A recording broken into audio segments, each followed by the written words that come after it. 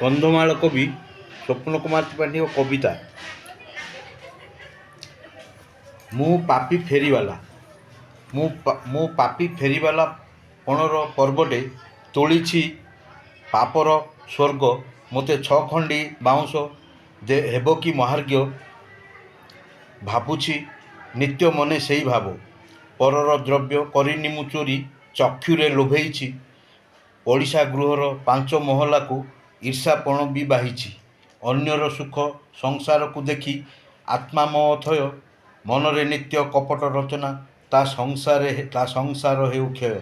ଉପର ମନରେ ମୁଁ ପଡ଼ୋଶୀ ଧାରେ କହିଦିଏ ହାୟ ବାଏ।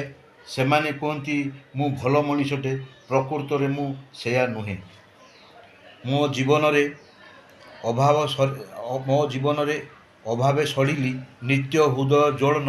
ଜଗନ୍ନାଥଙ୍କୁ ନିନ୍ଦି ଦିଏ କେବେ ବନ୍ଧୁ ତୁମେ କେଉଁ ଚକା ନୟନ। ନିତ୍ୟ ଜୀବନରେ ଗରିବପଣରେ ହୁଏ ମୁଁ ଘାଣ୍ଟି ସନ୍ତୁଳି। ଅବଶ୍ୟ ଗୃହେ ମୁଁ ତୁମ ପୂଜା କରେ, ମାଇପିଟା କରେ ଅଳି। ଗୃହ ଛାତଟାକୁ ପକେଇ ପାରେନା, ହେଲାଣି ମୋ ଶେଷ କାଳ। ସେ ଲାଗି ପରର ଉନ୍ନତି ଦୃଶ୍ୟ ମୋ ଚକ୍ଷୁରେ ମୋହେ କାଳ। ନିତ୍ୟ ଅପବିତ୍ର ହୃଦୟ ବାହିଲି, ଆସିଗଲା ଶେଷ କାଳ। ମୁଁ ପାପି ଫେରିବାଲା ଅଭାବେ ସଢ଼ିଲି, ହୃଦ ଅପବିତ୍ର ରୋଳ। ଜୀବନର ସତ୍ୟ ଖୋଲି ମୁଁ ଯାଉଛି ବନ୍ଧୁ, ଗରିବତା ହିଁ କଷଣ। ସେ ଲାଗି ମାନବ ପାପୀ ବନିଯାଏ, ଆତ୍ମାରେ କ୍ଷୁଧା ଭୋଗପଣ। ଧନ୍ୟବାଦ।